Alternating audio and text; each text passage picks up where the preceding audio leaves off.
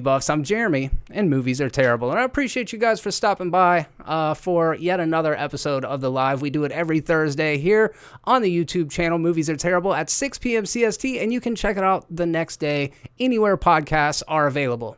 Actually, I try to get them up the next day. Sometimes I'll wait like 2 weeks before I think to put them up, but I'm trying to get better about that. But as he is often to do, I am joined by my co-host, Caleb Miles. What's up, man?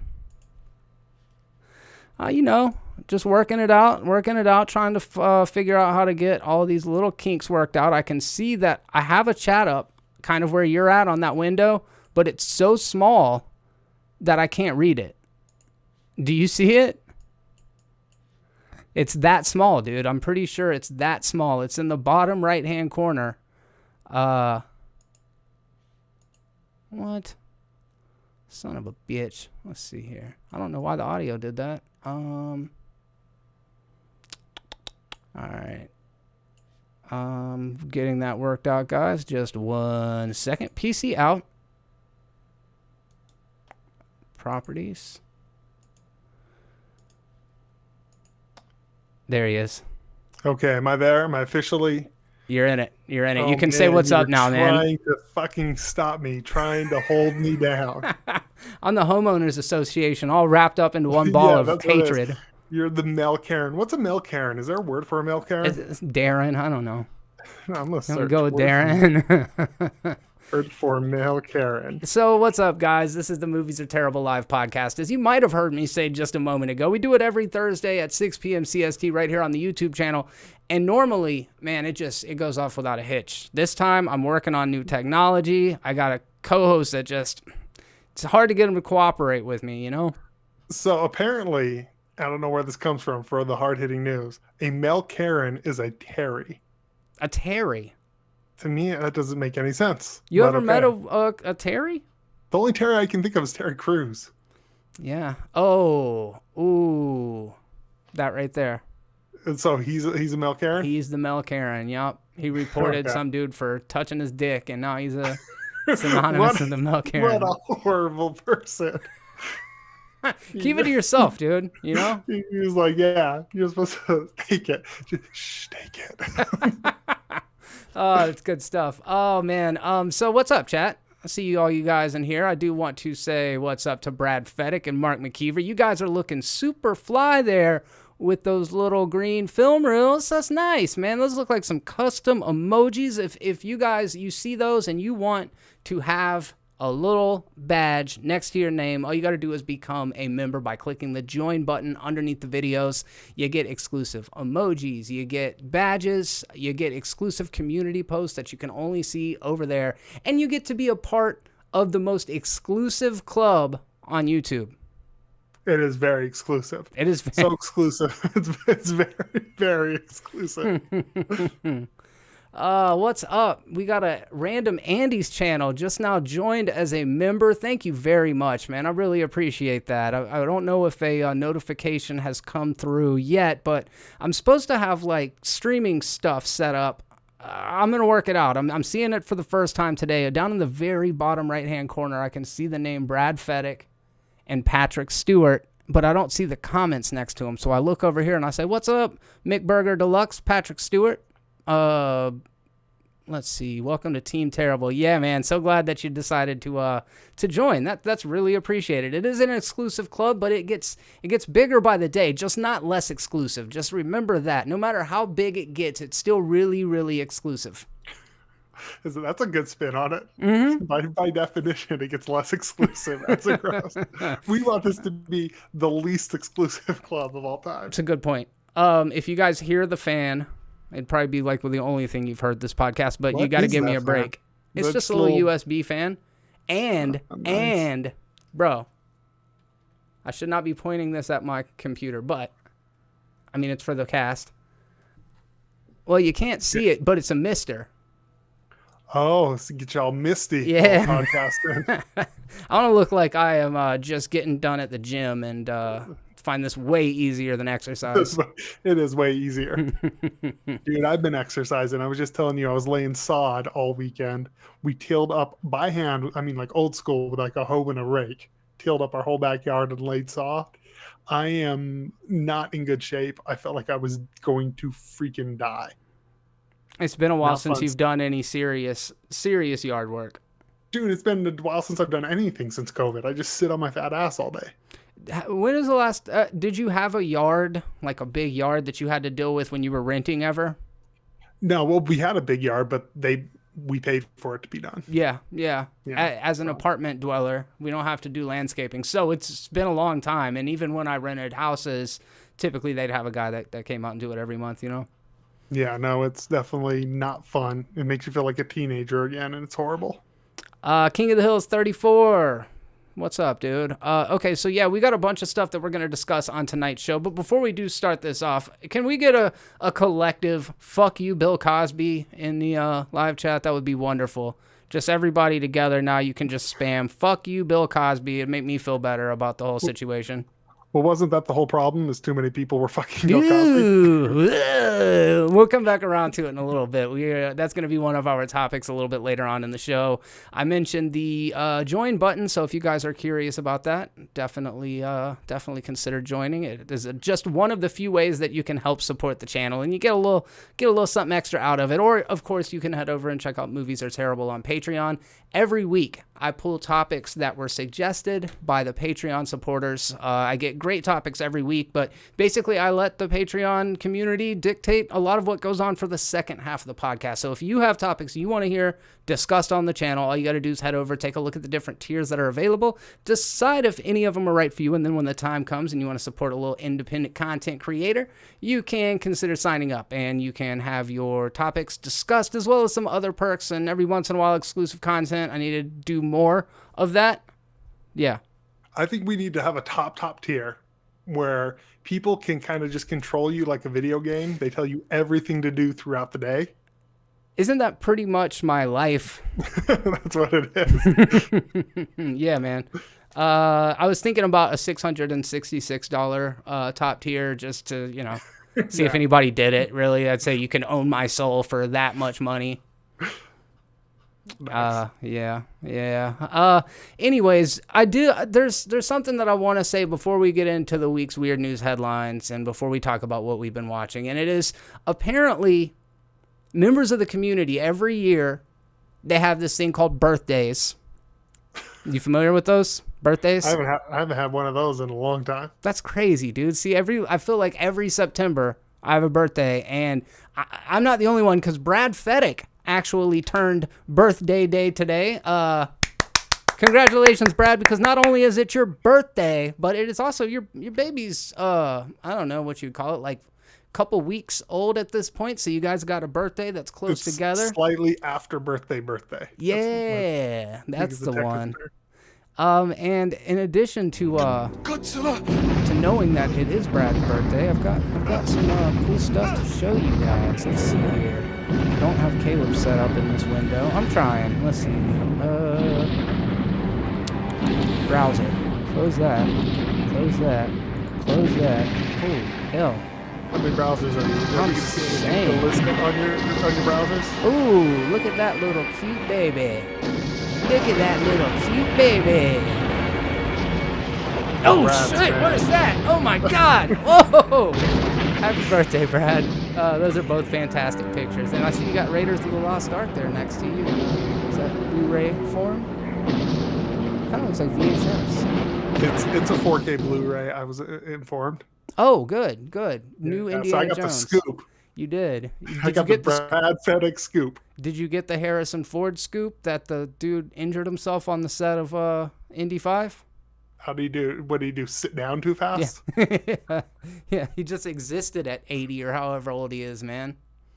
Yeah, I was say that's the least shocking thing that I've heard. Yeah, he's all right. The good news is he's all right. I mean, I'm sure he feels rough. I need to try to get us set up here in this browser. You guys be patient with me for 1 second while I pull Caleb. But no, I'm sure he definitely feels very, very rough and old because he's very rough and old. And I know as I'm getting older, I feel a lot more rough.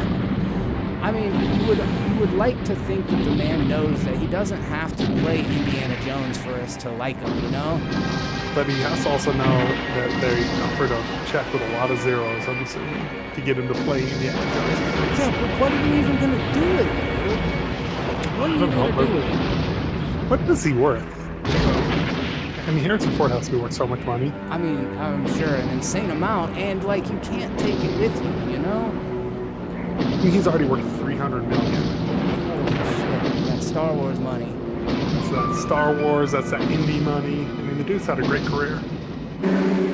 Yeah, he really has. I mean, he's a couple of the most iconic characters of all time, and I think that's like, I would rather, you know, like, people are like, I don't want to see them sick in their deathbed. I want to remember them for the way that they were when they were young or whatever. And it's like, I want my last memories of Indiana Jones to be back in the Last Crusade when the joke was how fucking old he was. You know what I mean? So there's a video in the background, it's drowning us out. Oh, good.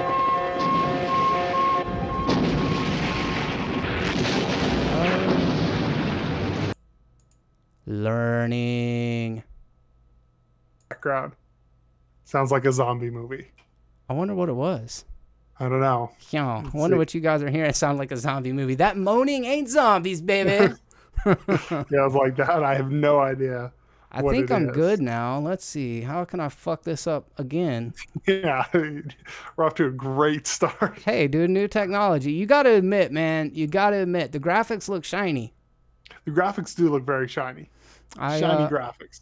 We need someone, a third person, to just do graphics. They just do this, and we just talk. Yeah. Oh, for sure. That would be fucking fantastic if we had Dude, there's like one of the podcasts I listen to. They have a guy who does nothing but that, and I'm like, dude, that would be so nice. That's like, Jamie from the Rogan Experience, right? Oh yeah, exactly. Yeah, who just does everything, switches cameras, all that. Like, yeah, that's dope. It would be nice as a host. It gets to be it's fucking woe is me. It's not hard. It's just distracting. You know what I mean? Like I can't multitask at all. Like I get distracted by the chat and forget what the fuck I'm saying all the time. Yes.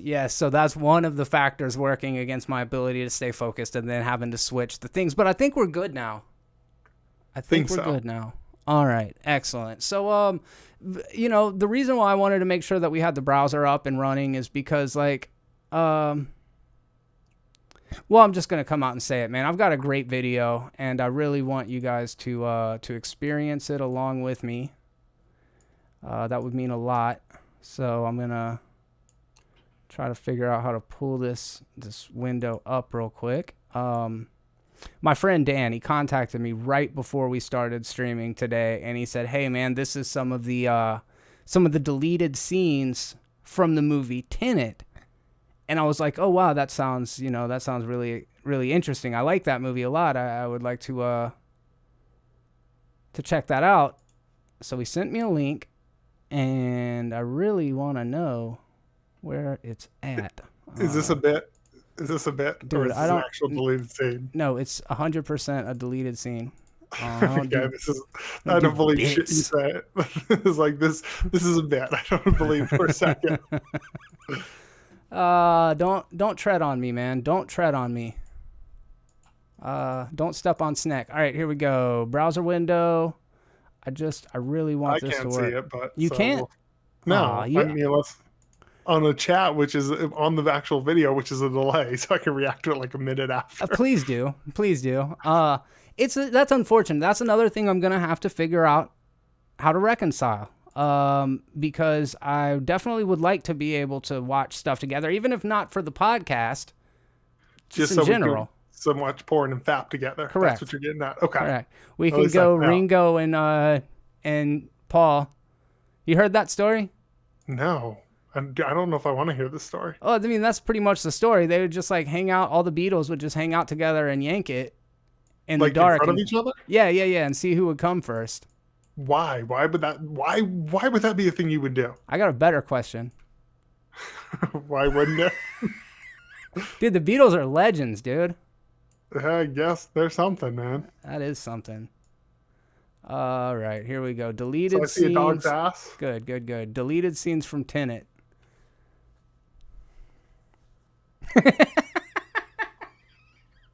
Oh, look at that. It's inversion. Oh man. Really? This is your bet. Let's put everything on hold for that, dude. Uh, why is this a video thing? Reverse dog pooping? Who uploaded this? I don't know. I don't think How it many was my views friend does Dan. this video have? 10,000? Holy shit! There's We 2 just need more dislikes. What dog- kind of animals? Oh, that was me. Oh, all right, man. Wow. Wow. I already had it.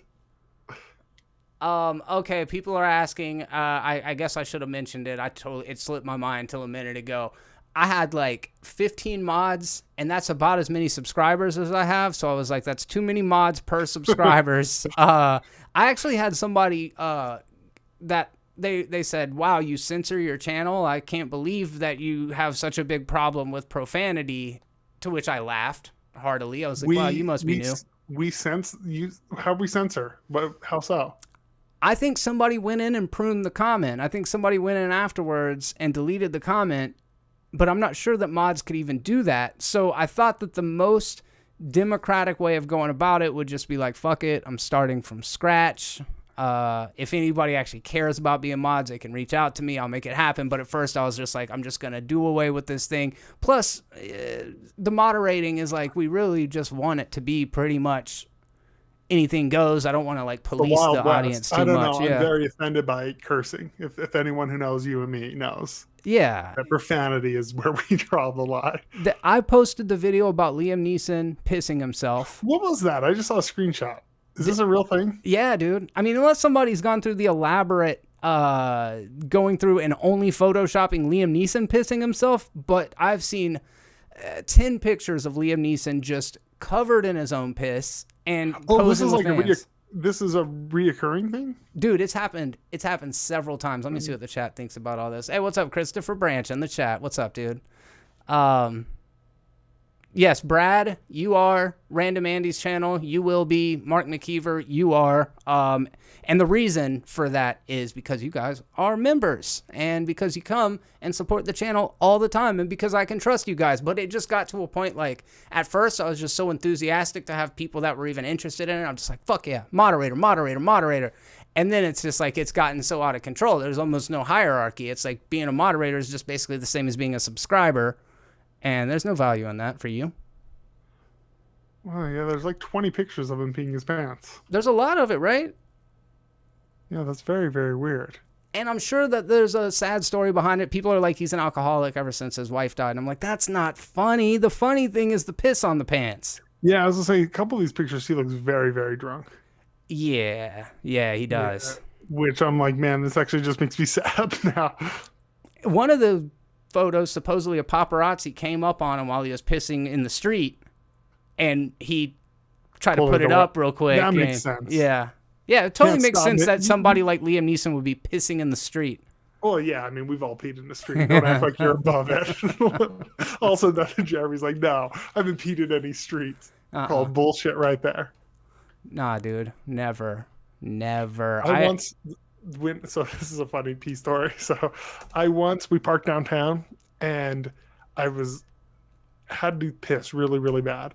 And I'm all drunk, and so I go and I'm leaning up against the wall and I'm peeing. And there's this like window in front of me. And also the blinds come open, the shades. And apparently it was like an old folks home. And there's some like 80-year-old woman just staring at me. But I'm midstream, so I can't just put it away and pull a Liam Neeson. So at that point, you're committed. Did you make eye contact? Oh, yeah, of course. Eyes up here, lady. Eyes up here. Just fucking stare down. That's hilarious, dude. Holy shit. Yeah. That's good. That's a good pee. I peed I used to drink a lot and party a lot, but I also peed in I thought it was a good idea. There was a car wash. And I was like, oh, man, there's a drain here. So I'll just pee in this car wash. Like the ones where you wash your own car. And I'm like, it's dark out. But I was drunk and didn't realize there's a big spotlight above me while I'm in the city peeing in a parking lot. Yeah, not very good. All right. We'll go ahead and talk a little bit about what we are watching over the last couple of days. Dude, it's been a slow week for me as far as watching stuff. Have you seen anything? The Hobbit. So I've started finally watching The Hobbit. So I watched like 10 minutes of The Hobbit once and just turned it off just because I wasn't like in the mood. And I always heard how horrible it was. So I started watching the first one.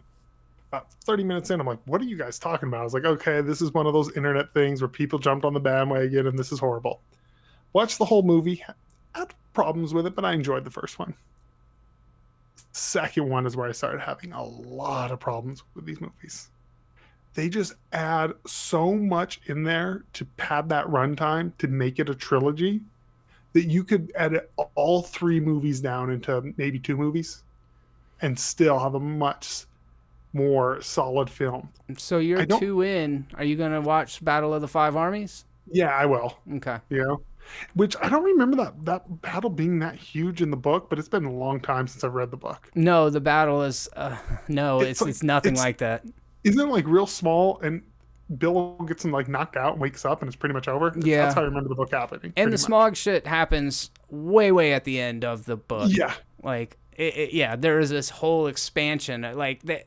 Yeah, there's some major issues with the pacing of it. I think it's either a victim of, or maybe in your case, it's a positive that it's just not as good as Lord of the Rings. Yes. And hyperbole is as such that if it's not as good as the great thing, then it sucks. When in actuality, if the others didn't exist, I think they'd be pretty damn well regarded. I think they would probably well regarded. I still don't think I'd like them just because. So I've always been more of a fan. Book-wise, I've always loved The Hobbit. I love The Hobbit. It's a good, fun, short read. I also love, the Bankenrass 77 film. Love that thing. I still stand by that's a better version of The Hobbit on film than the trilogy is. That was my first exposure to The Hobbit, was the Rankin Bass, and then after that, it was going and reading the book. And then I saw the animated Lord of the Rings movie that had the weird, what do they call it? Like, rotoscoping. Rotoscoping in it, yeah. And then they had a Return of the King movie that was like the Bankenrass. Oh, really? Or whatever. Yeah, they have a Return of the one that's drawn just like The Hobbit. But it's just Return of the King. It's just randomly, you're like, okay, this one. So as a kid, it always confused me because I'm like, who's Frodo and all this? Yeah. That was my first exposure. Then I read all the books. I'm actually, the good thing about this is it got me to reread The Hobbit. I just started like reading it here and there. It's still great. Yeah, it's definitely an easy read. It's definitely more of a kid's book. It's great. Like, it really is. It's just a good read. It's well written. One thing I will say, though, that is incredible scene is when the dwarves are singing "Oh Misty Mountains" in the Hobbit in Bilbo's house at the beginning. Incredible scene.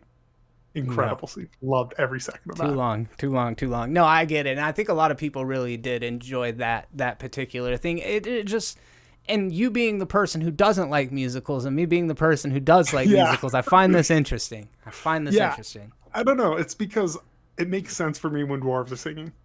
They're essentially dwarves. As an Irish person, I would say this: dwarves are just Irish people. Oh, that's your read on it? Oh, 100%. Those little 100%. Those little gold grubbing, over drinking, overeating, singing, and getting drunk, having love and life people. Yeah. All right. But yeah, I'll watch the third one.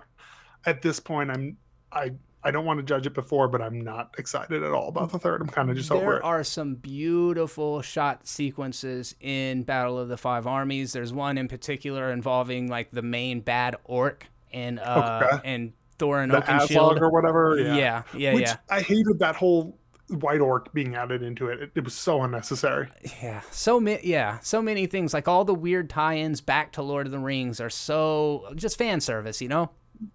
Yeah, that's exactly. I just like even putting in Legolas in it, I'm like, this is just unnecessary. That scene, the barrel chase scene, is way too long. So stupid. So stupid. Yeah. All right. Well, yeah, I watched F9 in the theaters, and that's about all that I need to say about that. It's what you think it is. And I've been watching, which is kind of more interesting, Godzilla Singular Point on Netflix, which is the new Godzilla anime. Oh, that's out? It just came out last week. Oh, dude, heck yes. I'm going to watch every episode. It's a series, right? It is a series, and the animation is fucking gorgeous. The way that they redesigned the kaijus is incredible. I would like to talk to you a little bit more about the story once you've got a little bit into it, because I'm not sure about it yet, but, I'm getting halfway through it, so we'll see. What'd you think of the trilogy or whatever, the animated ones, the computer animated ones I thought they on were Netflix? dope. My only issue with it was the way that they chose to visualize King Ghidorah. I like the traditional Okay. three-headed dragon design, but that's an aesthetic thing. I thought the storytelling was cool. I loved it, man. Like absolutely loved every second of it. No doubt. Yeah, a lot of people are not as wild about them. I think they don't feel that it's true to the canon of Godzilla or whatever, but it's like if you've watched 5 Godzilla movies, you know they're all completely different. Yeah, it's like anyone who knows like the story behind how Mecha Godzilla works with aliens and all this, they're all batshit insane. Uh-huh. Yeah, man. Yeah, man. All right, well that'll go ahead and move us out of that section. I did want to say that there's a guy named Spider Matt on YouTube. It's Spider with a lowercase s dash Matt with a lowercase m. I'll put a link down in the description, but I saw on Reddit the other day that he had basically cut together like a 2-minute little sizzle reel of clips of me from the My Friend Watcha series. I got a big kick out of it. And when I was checking out his channel, I saw that he actually has one for multiple of the people that were on that series. So if that's something you're curious about, check down in the description. I will share a link to Spider Matt on YouTube. Head over there and let him know Jeremy sent you if you do make it over there to check it out. And did I mention Terrible Apparel up at the top? I'm working on new shirt designs. I'm actually in the process of drawing a kind of my take on a xenomorph. Caleb, you do some drawing too, man, but I bet you probably want to get cut in on the profit if you want, like we're doing the designs. Oh yeah, because I'm cutting on everything else. You want half of nothing, dude? Do you want my half of nothing? I want half of nothing. No, yeah, I'll draw some shit. I'm always drawing all the time anyway. Why not? Yeah, I think people would like the hand-drawn stuff. I think that's kind of going a different path. I've done a couple of designs that are inspired by shirts, by movie posters and logos or whatnot, but I decided just a couple days ago I'm going to start hand-drawing them. But seriously, though, we could work something out. Like, if you did a shirt, I would give you parts of the... I want us to be Rick and Morty, but who would be Rick and who would be Morty? I think that's something for the chat to decide. Yeah. Who is the Rick and who is the Morty? I don't know, Rick. Yeah, I was gonna say, you're probably the Morty. Jeez, I don't know, Caleb. Speaking of that, dude, have you played Accounting Plus on VR yet? No. Okay, dude. That or Trover Saves the Universe.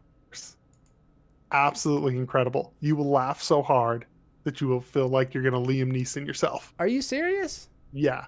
So it's Rick and Morty. It's the Justin Roiland. It's his video games. He's made 2 video games. What? I think Accounting Plus is crazier, equally as funny. I think his follow-up, Trover Saves the Universe, is a much better and a funnier game. But they are incredible. I'm playing Accounting Plus now. Makes no sense. Makes 0 sense. You're just like jumping between worlds and hearing crazy dialogue and shooting things, but it's funny as shit. I definitely want to check it out. When you said Accounting Plus, my head went somewhere else. I thought it was like a job simulator kind of thing. It's kind of like that, but like with Rick and Morty's sense of humor. And imagine like crazy Rick and Morty characters coming in your face and screaming at you. And yeah, it's insane. Patrick Stewart asked who drew the Jeremy and Caleb anime intro. That is me. Mm-hmm. We passed them back and forth a little bit. Mine has been altered slightly. I think you made your beard different and like changed your hair a little. Slightly, little tiny tweaks. But it was a collaborative thing. But yes, Caleb sent those to me, and I was like, fuck yeah, those are fantastic. Yeah, because it was for the show that is still the best thing we've ever done. I stand by it till the day I die for the out of context anime. Yeah. Which then Jeremy actually animated them. So if you want to see those characters actually talking to each other, out of context anime playlist. Holden asked me the other day, he's gonna love that I'm telling this story. Holden asked me the other day how I did it, and I was just kind of like, it was really hard. It's like, so you're not gonna like tell me, and dude, trust me, it was a lot of work. Just know that much. Yeah, I was kind of, I remember we loved it, but you were like, dude, it takes me like 8 hours, 9 hours of editing minimum. Yeah, it was for like a 3-minute episode. A lot of workload. And when you have resources, like if I could get somebody to animate it for us, I would be all over it. Yeah, dude, I would be like, we bring that back tomorrow. Yeah. Hopefully the lag does kind of slow up. I hear you guys in the chat, and unfortunately there is not much I can do about it other than just kind of wait it out. I do believe it's on my end because I'm still hearing Caleb really well. So Patrick Stewart said you need to put your drawing services on Fiverr. I should. I created a DeviantArt at one point in time, and I actually sold some art to German Rifter. He wanted some video game art, so there is a Senua's Sacrifice Hellblade print that I sold him, and a Horizon Zero Dawn print that I sold him. That's pretty sweet, dude. That's pretty cool. I remember seeing those. That like German Rifter's also super great guy. Yeah, super cool, dude. All right, well, let's go ahead and switch gears. We're gonna burn through some weird news and some Florida man stuff so that we can get to the movie topics. But there was a couple that I wanted to bring up, and I've got a picture here in the browser. I don't know if you can really see it very well yet, Caleb, because it's very close. But you just recently, definitely can't see it through that ad. You just recently gotten some shit from your homeowners association for having a yard that was pretty much impeccable. Like, I saw the pictures of it. It was not a white trash yard by any means, but dude, not any stretch. No. But this lady though, she lives in Hillsborough, California. And Fred Flintstone fought the law, and he won, according to Huffington Post. Actually, technically, the owner of this fanciful Flintstones house in the posh San Francisco suburbs settled a lawsuit with the town, but the agreement will allow for Fred and his friends to remain. So there's been a dispute because of this Lady Florence Fang's colorful, bulbous-shaped house and elaborate decorations. I guess that's supposed to look like a house from the Flintstones. I don't see it, but goddamn is it an eyesore. It looks like something, speaking of, it looks like something out of Rick and Morty, the shape of the house. Speaking of Rick and Morty. Like, it does. That's the shape I see. Yeah? That thing is ugly. Kind of like if it were monochrome, it would be like something from, what's the sand planet that Luke Skywalker's from? Oh, yeah, from Tatooine. Yeah, that's the one. That's the one. It took me a second, dude. I'm brain fart. Yes, it looks like something from Tatooine. Only somebody with like really bad taste came in and painted it. They were like, you know what this thing needs? Just fucking red and purple. And it was like a Florida man went to Tatooine. It was like, I moved in next door. This is what he would get. Yeah, I said the joke the other day in regards to Loki, but it's like if Joel Schumacher directed Star Wars. Joel Schumacher. Star Wars. Colorful. Okay. Yeah, I get it. So I was reading. It said the owner's went back saying it was racial discrimination. I don't think this had anything to do with race, bro. No. Wow, not allowed. Oh, Dino's not allowed. Wow. What an ugly. I wish they had interior shots, man. I really want to see what this person inside the famed Flintstones house. Oh, I'm very excited about this. Are you getting in there? Yeah, I'm getting all the way in there. Let's see. Oh, there's a video inside the tour of the famous house. Let me mute this. Yeah, apparently there's one at mercynews.com. Dude, this is crazy. How it looks like a decent sized house. This person put a lot of money into it. The inside's not god awful looking. It's What's your take, man? What do you think? I mean, it looks like a theme park. It doesn't look like a home. Like, would you want to live next to this? No. I would imagine it's terrible for the property value, and it is very much an eyesore, but I gotta ask you, should she be allowed to have it? I don't know. I mean, it depends. Was there an HOA when she signed up, or... Yeah, that's a good question. Yeah, like if she and then they went and retroactive in HOA, then yeah. Inside, it even looks more like a Tatooine house inside. Yes, it does. It looks even like more. You know the VR weight room when you first go into Quest? Yeah. That like Adobe house or whatever. Yeah. Do you still have that? You didn't change that? I did. Dude. Okay. Yes, I did, bro. What now? What is your VR room? The space station. Okay, mine's the dojo. Dude, no. Like a true weeb. or it's either that or the cyberpunk. I go back and forth. I don't know that I've seen the cyberpunk one. Cyberpunk one's pretty dope. All right. I might need to change it up. I've been in that space shuttle for a little while now. Razzle Squad, what's up, buddy? Glad you stopped by to be a part of the show. And the diss track, Nixon here. What's up, dude? Dude, what's crazy is guess how much that house is worth? ISO, what's up? $4 million. 3.6. Shoo! My God. It's big. It looks like it's big. It's 3,000 square feet. It's not small. No. All right. It's not massive, though. I mean, it's like big, but it's not like... They're on a Not nice $4 big million. hill, too, if you look at the backyard where all those hideous dinosaur sculptures are. Dude, and the Bigfoot statue? Somebody crawled into the leg of that brontosaurus right there last week and fucking died. It died. All right. Well, I thought that was interesting. If you had to make a house like this based on some sort of franchise, what would be your go-to? The top of your head.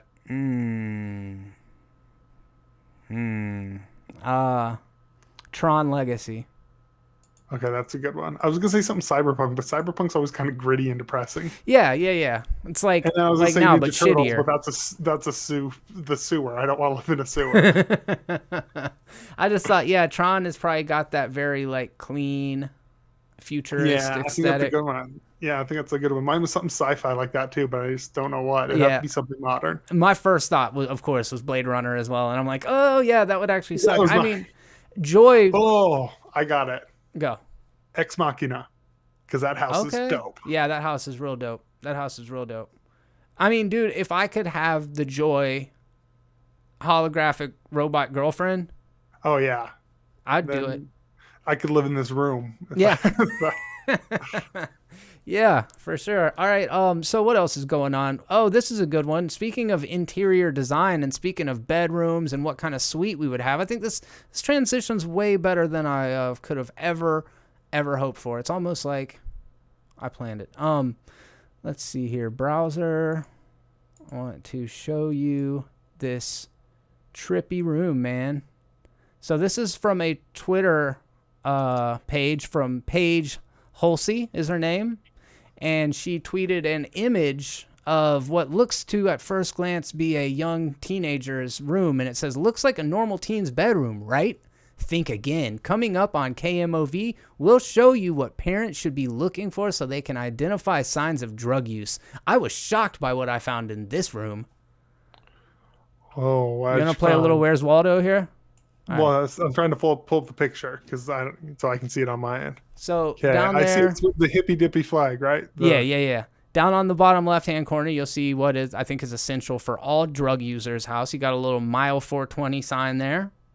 Oh yeah, I did see that. You got a bra on the ground there. So, that's all. Yeah, like you said, there's the tie-dye there. Looks to be I like a can't really see anything. JanSport book bag. What else have we got in here that's interesting? Really, that's like the only things I'm seeing, and maybe I'm missing something. Something. What does it say? Party zone? Is that what it says on the pillow? Thank Is you that very what it's much, supposed to be? Brad Fedek. I see that our super chats are working. It looks like I've got 2 of them on there for some reason, but thank you very much. That worked as a super chat, and it also let me know that the thing was working. Brad Fedek. Mark, I agree. I was changing a diaper and couldn't attack him, but Jeremy definitely lost nerd cred for not knowing Tatooine. Yeah, that's totally fair. Look, people, fucking 5 days out of the week, I could have told you that it was Tatooine. I was just struggling for a second. Christopher Bradge has a great comment. He said it looks like a girl's only fan room. Yeah, like a cam girl room. Yeah, that's funny. right. That's great. What it looks like to me, though, I mean, especially with the drop-down ceiling tiles there and that window, it looks like an office that's been converted into a It looks stoner's like bedroom. if it's a girl's room, she's a pick up her damn room, is what it looks like. It's That's a straight-up what it looks like. news. It's the studio. Yeah, I mean, but yeah, if it were, I'm saying hypothetically, Yeah, if it yeah, were a room, it looks like someone needs to clean their damn room. Yeah, You don't clean your room, I'm taking the doors off the hinges until you clean it. That's what I'm doing. that's like a dirty room to you.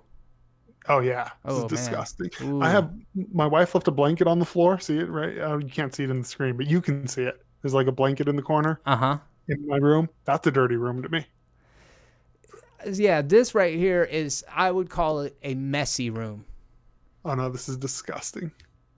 It's just, there's like 5 things thrown asunder. Like, There is not, dude. There's there's 2 cans on the floor. There's another can on the thing. There's a bottle and another bottle on the floor. yeah, You but not there's picking up not your like an bot- open can with soda spilled on. That's a dirty Yeah, room. that is on the floor. There's a Sprite can that's open. Oh, shit.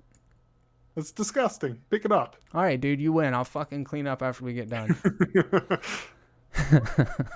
Well, yeah, I got a kick out of that just because the super sleuths on Twitter were immediately like, yo, that is definitely a studio. There's no way that's a room. It's an office. And then you look at it and you're like, yeah, I mean, no doubt about it. But it's television, so like, what do you think? I'm actually in my kitchen right now. Yeah, no, I like the blue like duct tape or painter's tape that's holding up the eye. That's my favorite part. Yep. Oh, those drug kids. The drug kids out here. It looks like throw a black light in that motherfucker, and that's my room when I was 19, 20 years ago. No, mine was like super nerdy even at 19, bro. I had anime shit everywhere. Did you?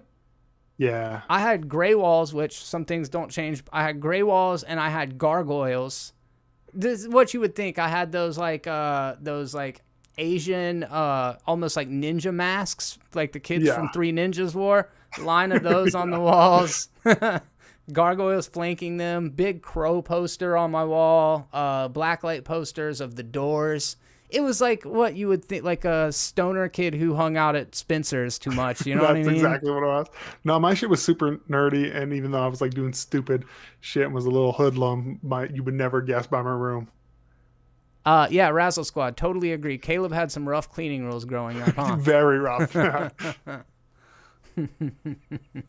All right. Well, I don't know. I thought it was good. So we're going to go ahead and move on. So we're going to talk a little bit about... Well, the one thing, we don't even have to talk much about it. Dude, did you see the video of the pileup from the Tour de France? No, I didn't. Tour de France? No. Oh, man. Some lady ran out into the middle of the road with 1,000 people on Pelotons coming towards her and, like, waved a flag that was like, look, cousin, I'm here, or some shit. I don't know what the flag said. But somebody hit her.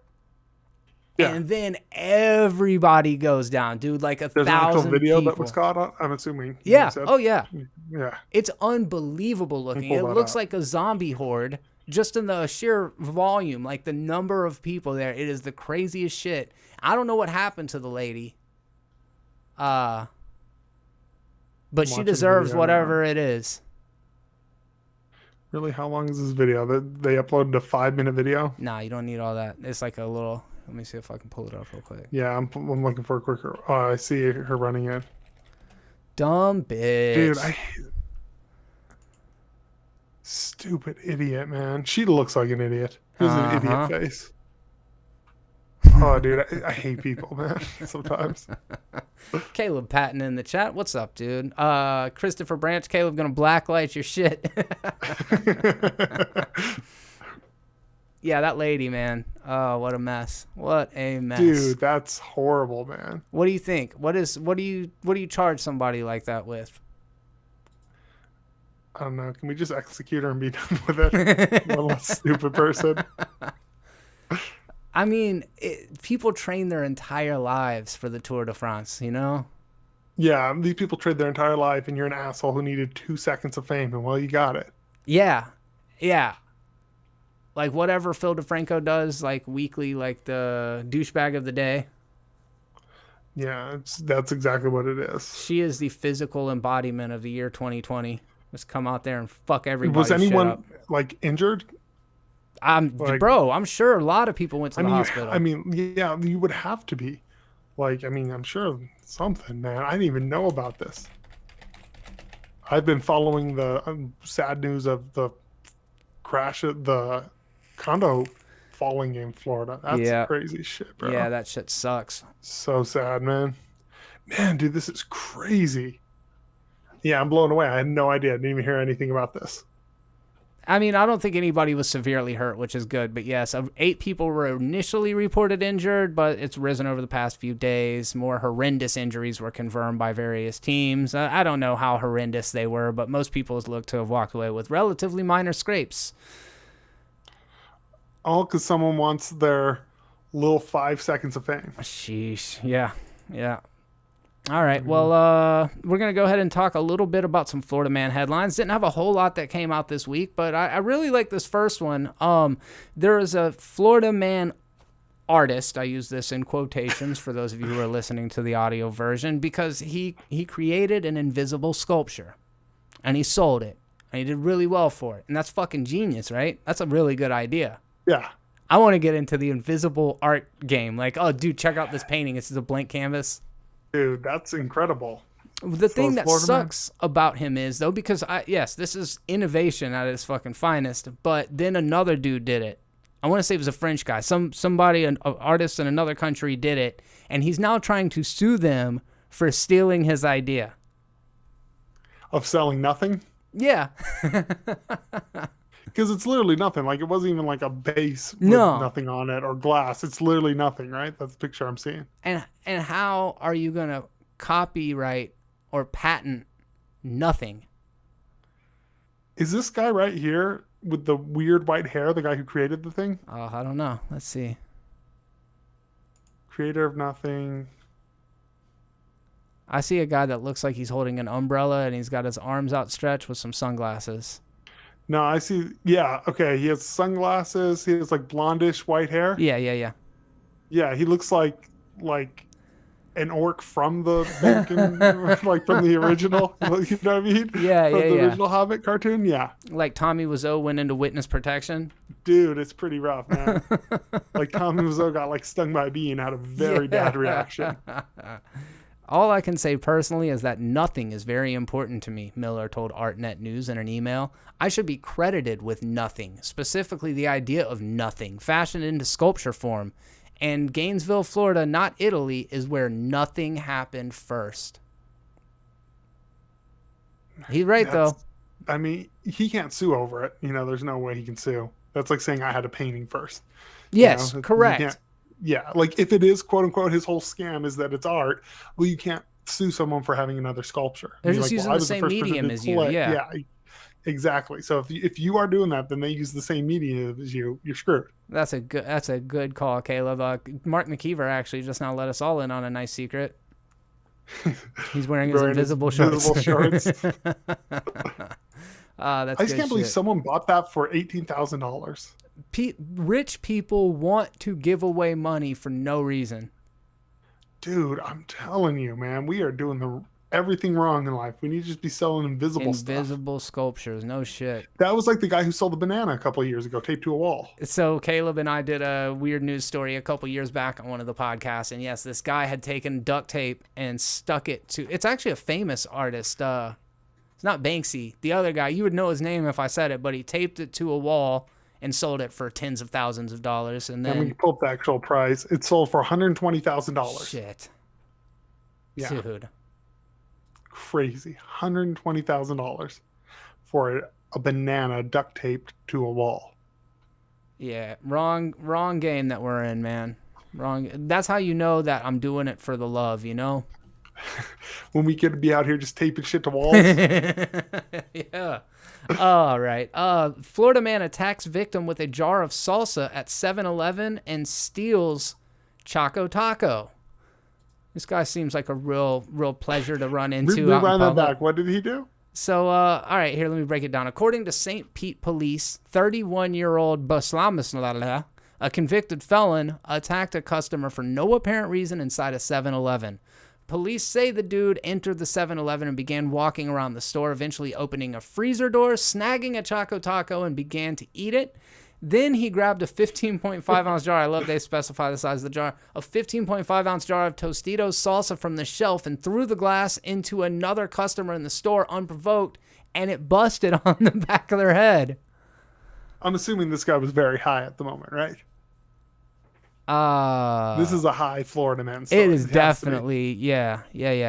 It's layers, dude. Actually, as you start to peel back the layers, it gets even more ironic. It's not just that he stole salsa and a Choco Taco. The dude's middle name is Chalupa. You're lying. I'm lying. Yeah, I made that part up. Okay, I was like, is that his actual name? Because that sounds like something weird. Florida man attacks with a jar of salsa. Still, that's just crazy. 34 years. Was this Latrell Antoine Tresalis? That's a name. Yeah. You did good with that. The first third class. That's just crazy, bro. I What's the end game? Was the end game Choco Taco? I don't know, but Nick says that whatever crime he committed, the Choco Taco made it worth it. Very true. That's a good question, Christopher Branch. Was the salsa hot or mild? That's the probing questions that the people want to know. Any self-respecting person, it has to be hot. Yeah, dude, you throw a little hot paste salsa. Wait, what was it? Whatever salsa, Tostitos salsa, hot on top of a Choco Taco. Woo! Set you free, man. Dude, I love hot stuff. That's all I eat hot stuff all day. I had green chili. I literally eat like 4 times a day. It's ridiculous. Yeah, you do love that stuff. Dude, I'm telling you, bro. I grew up in New Mexico. You can take the man out of New Mexico, but you can't take the New Mexico out of the man. The chili out of the man. Hey, does that look like a Dorito that you can just reach down there and grab on the screen? Yeah, dip that in some hot salsa. The diss track Nick brought that up. He's like, I like your little Dorito design there. I was like, oh fuck, looks like a Dorito. I kind of like the Dorito design. All right. What else is going on? Florida woman arrested for drunk driving. That's pretty standard. Oh, wait a second. Dude, there's just, speaking of tacos, this is Chalupa. She was drunk and she drove into a Taco Bell sign, and her actual last name, this is not a bit, Booze. Kenesha Booze was arrested for drunk driving after she crashed into a Taco Bell sign in St. Pete and fled the scene. And her last name is, that's pretty good. Booze worked at the Taco Bell where the crash occurred. It was immediately clear that Booze was drunk. I really like these little bullet points that they're hitting us with down here in this article. Perhaps unsurprisingly, this wasn't Booze's first brush with the law. Booze was charged and released after her latest incident. Dude, there's just so many. I'm just looking at Florida, man. There's always stuff. There is. And because of the ironic name there, the DUI, her name is Booze. I was thinking we could go through, because yes, there are so many just crazy Florida man headlines. Most of them we've talked about at some point, but I was thinking it would be cool to name that perp, right? So I'm gonna read So we got to make up their name? Yes. I'm gonna read the headline, and two of us together are gonna come up with what the perpetrator's name was. Okay. Florida man attacked during selfie with squirrel. That's an easy one. How's that? Okay, you got it, because I have nothing. I mean, like Jimmy Acorn or something. I don't know. Oh, okay. That's okay. Or, Bob Nutt. I don't know. Florida man in No Seriously, I Have Drugs t-shirt arrested for possession of drugs. I suck at this game. You should have given me a heads up. I literally have nothing.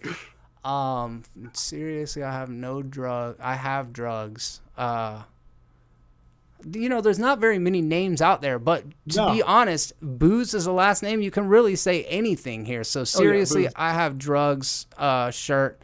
I'm trying to think. Like Joey Meth? Yeah. Exactly. Yes, that's the game. Joey Meth seriously has drugs. Florida man suspected of using private plane to draw giant radar penis. Oh, that's Dick Aronson. I was going to say Martin Fowlick. Florida man charged with assault with a deadly weapon after throwing alligator through Wendy's drive-through window. I remember this one. We talked about this. Oh, yeah, dude. This first name has to be Gator. Yeah, I swear that's what it was. Okay, his name has to be like Gator Joe or something like that. Gator Joe threw a fucking gator through the drive-through window at wherever that was, Wendy's. Yeah. Modern Robin Hood. Florida man steals a car, realizes a baby is in it, drops baby off safely, and makes his getaway. Okay, something Stork, right? Like Bob Stork. I don't know. We needed a better first name than Bob.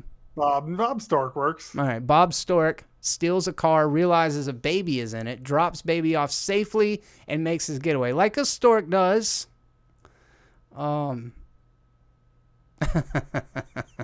Florida man cop claims Burger King put dirt on his food. Investigation reveals it was seasoning. Did we cover the story? Because that's hilarious. I don't remember this one, dude. He saw pepper on his burger and was like, what the fuck? This is a great story. How do we not? That's Barry Pepper King Jr. It was a woman. It was Pepper Potts. That's who it was. Hey, Patrick McCabe. The Cat Drums 3, what's up? I love drugs. Love it. All right, let's see what else. We'll do maybe one or two more. Let's see. Thousands of gun owners in Florida. Oh, there's too many people. We can't come up with 1,000 names. We can come up with the organization name. Oh, okay. Okay, let's come up with the organization name for the thousands of gun owners in Florida that plan to shoot down Hurricane Irma. I mean, the Storm Blasters. Storm Blasters is pretty good. Yeah, I was just saying, like Guns Against Storms, something like that. Oh, man. All right. Let me see if I can find a good one. Cleverest camo. Florida man tries to rob GameStop while wearing transparent bag on his head. On his head. And it looks like he took like a case of Aquafina water. Okay. Emptied all of the water bottles out of it, and then just stuck that on his head. God, that's a good visual, but I have nothing for this. Cleverest camo. Baghead. Baghead. Baghead Johnson. We're done. All right. Florida man and Baghead. That is a great comic right there. Oh, hey, dude. We're out here. We should just come up with a concept for a movie for Florida man and Baghead. Florida man and Baghead. Put that down real quick. That's. I'm telling you, we can write a movie off of it. Opera. Florida man and Baghead. It'll That's be coming like up. It'll be like how Tusk was written on a podcast. Was it? Yeah, they just started brainstorming the whole thing of Tusk on a podcast. And that's how they came up cool. with it. Yeah. Patrick Stewart says, here in Tennessee, there was a guy tried to rob Taco Bell with a BB gun pistol. Cashier took it from him and pistol whipped him. Dude lost a chunk of his ear and was arrested. Damn. That's crazy. Why would you rob a Taco Bell of all the places to rob? Yeah, forecast calls for rain and bullets. All right, well, you win some, you lose some, Caleb. We lose them all. We lose them. I don't know, man. I felt like we had a couple of good ones in there, and it's like I don't expect a high average of comedy gold coming from you. You don't expect like me. high art coming out of this. No. Maybe I need to increase my standard of myself.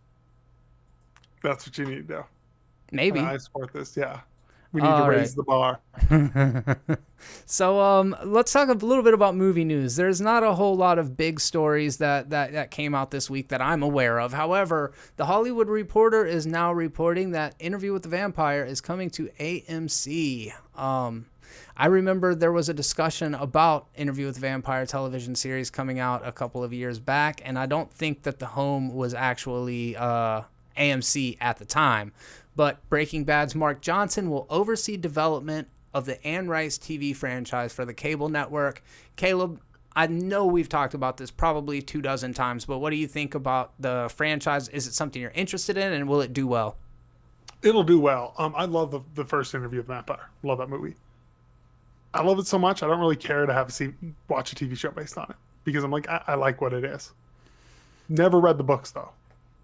I'm not a huge reader of novels. It's not I wish I read more when I was younger. I did read quite a bit more, but I've read almost all of the Vampire Chronicles, and my first instinct is, man, why are they making it Interview with the Vampire? There's so many great stories that they could pull from. But then I remembered, oh yeah, they're going to call it Interview with the Vampire, but it's going to be an adaptation of the Vampire Chronicles. Thing is, Interview has the name recognition. Nobody knows what the Vampire Chronicles are. It sounds super generic. So Interview with the Vampire immediately associates you with this project that starred Brad Pitt, Tom Cruise, Antonio Banderas, Kirsten Dunst, Stephen Ree, Like everybody in that movie was incredibly famous, and it's so good and so well produced that I love the original movie. As you mentioned, there's a second one. It's Queen of the Damned. It starred Aaliyah and Peter Townsend.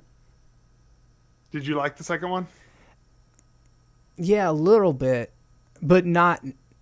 I didn't like it at all. Like, because the thing that I think that was really good about Interview with the Vampire, it's not a horror film. It's a drama about vampires, Yes. which I always liked about it. Yes. You know, and yeah, I don't know. I love Interview with the Vampire. I think it's an incredible film.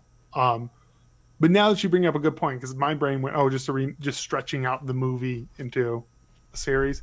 You're right. They're going to use that as brand recognition, but it's going to be the actual Vampire Chronicles. That sounds a lot more appealing the way you just pitched it than where my brain went. Anne Rice notoriously did not like Tom Cruise for the role. Really? She did not like him when he was announced to be playing the role. She watched the movie and she fucking loved him. What did you think about Tom Cruise in that movie? Because I was going to say, he makes that movie for me. Yeah. Yeah, you know? He really does. Not that, Brad Pitt isn't good, not that Antonio Banderas isn't good, not that Kristen Dunst isn't. Actually, he's incredible, even as young as she is. It's Tom Cruise. Like, he's incredible in that film.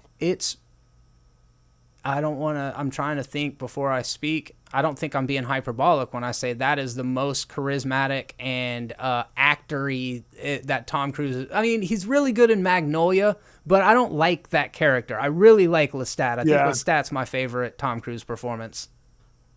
Yeah, I mean, I think that's off the top of my head, I would agree. I mean, there might be one out there. What other Tom Cruise roles? But I'm just kind of curious. But I think that's Lestat, probably off the top of my head, would be the one. It's pretty out of pocket. That's what I think it is. Like, I'm looking at everything else, like Top Gun, Mission Impossible, Jack Reacher, even Edge of Tomorrow, which I really like. It's not because of him, Yeah, I mean, I think that is probably his best role. Like, no question, actually, just scrolling through it, I would have to, I agree. Christopher Branch, to your point, worth mentioning, Aaliyah was in Queen of the Damned, and she is definitely a bright spot. I thought Stuart Townsend was okay, and actually the reason why I liked Queen of the Damned the most is because its soundtrack was produced by Jonathan Davis, so it featured a bunch of those like new metal bands like Disturbed and Korn, and I can't even remember the rest of them, but it was pretty good. It was very of that time, but because it's so of the time, it's got no rewatchability of it in it. It's honestly, it's of the time of like the way that like Crow's of the time, where it's like such a product of that era. Disagree on that, but that's cool. You don't think it's a product of that era? It totally is. That's 100% fair. I'm just infantilized from that time because that's when I was a teenager, and I'm like, everything that happened then was great. Granted, when this time came out, I was in love with Aaliyah. I used to think Aaliyah was like the hottest chick ever. Yeah. Okay, so a couple other good ones have come up. Chris mentioned, where'd it go? Vanilla Sky came up by Chris. Tropic Thunder by Mark McKeever. Last Samurai. Mark McKeever, Tropic Thunder was my second. It's a good one. It's a really good role for him. Again, out of pocket. Yeah. You think of Tom Cruise, and he's only got like one speed, and so to see him in anything different's cool. Like, he was good in Eyes Wide Shut. That's a great movie. But it's not like elevated performance to me. Yeah, it's funny. A lot of the movies that I like, even like Vanilla Sky, like when I think about movies that he's in, or Edge of Tomorrow, I love Edge of Tomorrow, I never think about him as why I like the movie. Yeah, that's a good point. Like, he's one of those people where I'm like, you could put any generic dude in there and he's going to probably give me the same feeling for the movies. Yeah, Chris Pratt would have worked just as good in Edge of Tomorrow. Like, you could just throw just actor in there. Yeah. Like, literally, you could. It would be anyone. It'd be fine. So, Interview with the Vampire, that's pretty cool. I'm excited about that one. Jason Blum confirmed that he's producing an Exorcist movie. Exorcist was one of those films that I know is a classic. I've watched a couple times, and I just can't get into it. I feel like I missed the boat on it. Really? Yeah, I don't know why. I watch it as a black comedy, and I know that that's even pretty popular at this point. But because I've seen it since I was so young, it's not a movie that I ever found scary. But to hear Regan just go off on the priest and on her mom and all the crazy shit she says. I haven't watched it probably since I was like 14 years old, but I remember watching it at 14 and being like, I don't like this movie at all. I don't know, man. I think it's a good one. I don't like the idea of an Exorcist remake. It just seems like a fool's errand. You can't really do better. And there's been 1,000 exorcism movies since then. Yep. It's kind of one of those things. Again, I feel like I like my dad loves The Exorcist because he saw it like in theater when it came out in the 70s. And like, I feel like if you saw it during that time, it makes total sense. Yeah. Because there's a lot of movies that I loved at the time that I watch again. And I'm like, it's all right. But at the time when you were in the theater, it really meant something. For me, the first Jurassic Park's that way. Like, it was such at that time, like, removed from that experience. I don't really like the movie, but that experience is incredible. It's like a you had to be there kind of thing. Yeah, and I feel like Exorcist, like, he loves Exorcist, but I think it was because he was there. All right, we got to switch gears because we are getting towards the end. But I just kind of grouped this all together. It's all just going to be one topic. I don't even really know where to go from it, but it's huge news right now. First of all, let's set it up this way. Did you know Tarantino has been doing the podcast circuit? No, I didn't know that. So he's on JRE. He's on What the Fuck, which is Mark Maron's podcast. I knew he was on JRE, but that was all I knew. And he did Jimmy Kimmel. He did Late Night with Seth Meyers because he did a novelization of Once Upon a Time in Hollywood. Oh, okay. So you find out more about Cliff's backstory and that he actually did murder his ex. Okay. And a lot of other stuff. It just sounds fun, you know? Like they built up the backstory. You get to like entire chapters dedicated to that Western that Leonardo DiCaprio starred in. So like part of the book is the show itself, you know? Okay, cool. Yeah, it sounds kind of neat, but it's given Tarantino an opportunity to do what he does best and just fucking talk and talk and talk and talk. Coming from me. And the Weinstein thing came up, you know? And of course it did because Quentin Tarantino's like, you know, Harvey Weinstein was like a fucked up father figure to me, and everybody kind of knew that he was a creep, and we'd heard things about him, and I wish now that I would have set him down and talked to him about it. But I didn't really know anything was happening. I just kind of saw it as the boss chasing the secretary around the desk. And that sentiment in itself, isn't that an interesting thing? Is like, that's kind of, I think, what the objective perspective was about those kind of things forever. Is like, yeah, I mean, it's just kind of the way that it is. But then there's been this huge reckoning about it lately. Do you feel like Quentin Tarantino did he have a obligation, you know, just from an outside perspective to be like, hey, you're making people uncomfortable, or does that kind of fall on them?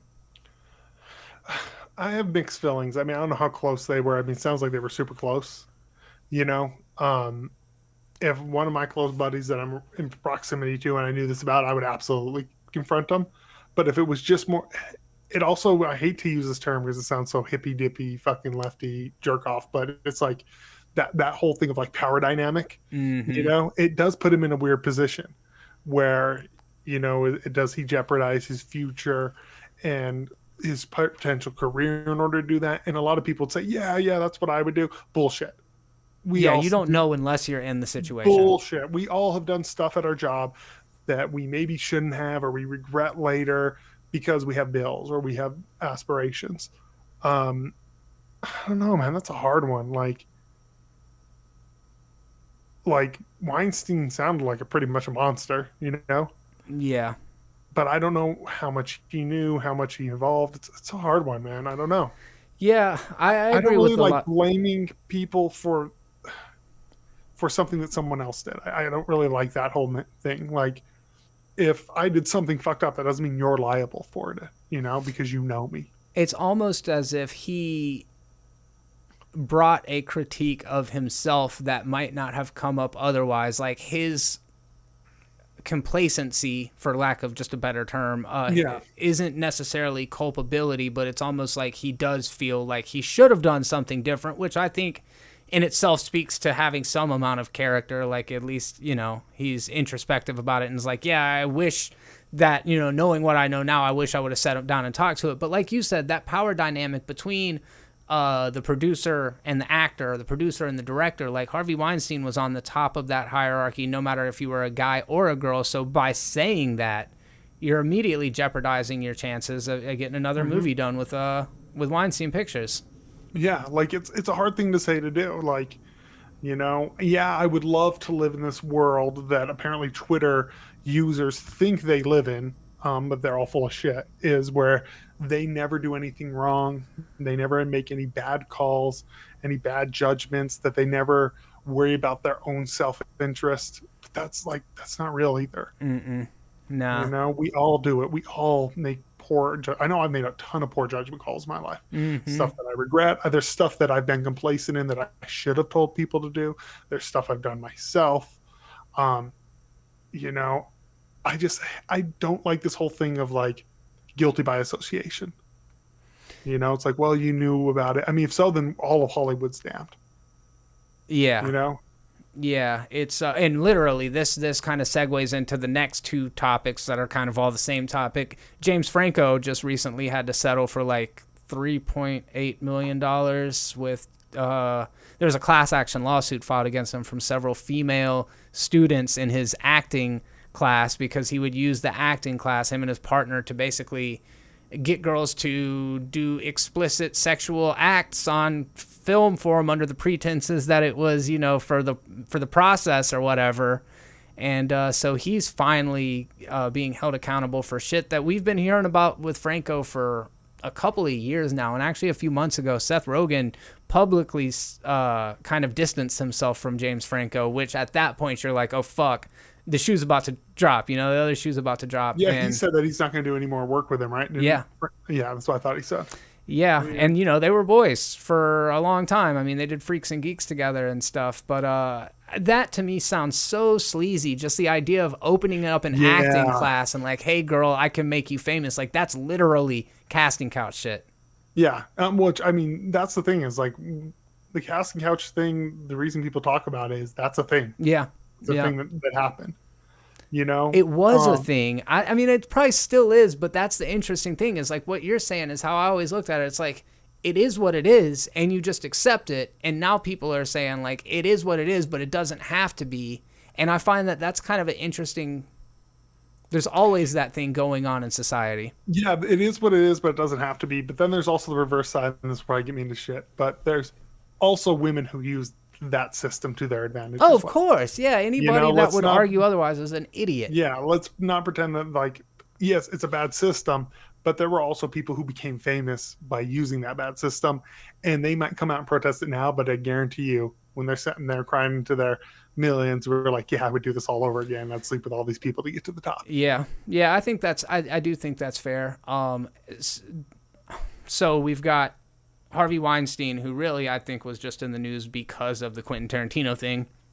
We've got the James Franco thing, which no criminal charges being brought against him. However, he is basically not having to admit guilt, but having to say, like, we acknowledge what they're saying happened, and we're going to take all of the money that's left over from this class action lawsuit and put it towards women's causes and kind of furthering the conversation. So that's good, and it's all a silver lining, and I don't know. Like, James Franco is inarguably a talented dude. I like his presence. I think he's done good movies. He's been in good movies, and we have the discussion almost every week about separating the art from the artist. And as much as I'm a fan of James Franco, I think it's safe to say that Bill Cosby, who's the next person we're talking about, had a reach so vast and had found his way into so many households, generations even. You know, Bill Cosby was so beloved, and when it was kind of revealed what he was all about in the Spanish Fly and all of the drugging allegations and sexual assault, it's like people had to reconcile, like, this is that guy. Out of all of them, that was the one that was so hard for me. Like, Bill Cosby reminded me of my grandfather so much. And I always like he was Bill. Like I don't sound cheesy. Bill Cosby felt like a part of my family because I grew up watching that show so much, and I related to him. He kind of had a similar personality type, and like that. All of the other ones didn't really bother me, and they bothered me because it's like, oh yeah, this is horrible. But like that was the one where I was like, dude, Bill Cosby, like Bill Cosby was a hero of mine growing up. America's dad or whatever. Dude, legitimately, I think that's 100% accurate. Like Bill Cosby was America's dad, and that was the one that I was like no, not Cosby. Yeah, like man. I didn't even want to believe it at first. I have been a fan of Hannibal Buress for so long that I remember him back in like I think it was like 2006. He did that bit where he's like, "Pull up your pants, young men. Pull up your pants. Fuck you. You rape people." Basically, like, who are you to tell anybody anything? And I really feel like that stand-up routine like really shifted the perspective.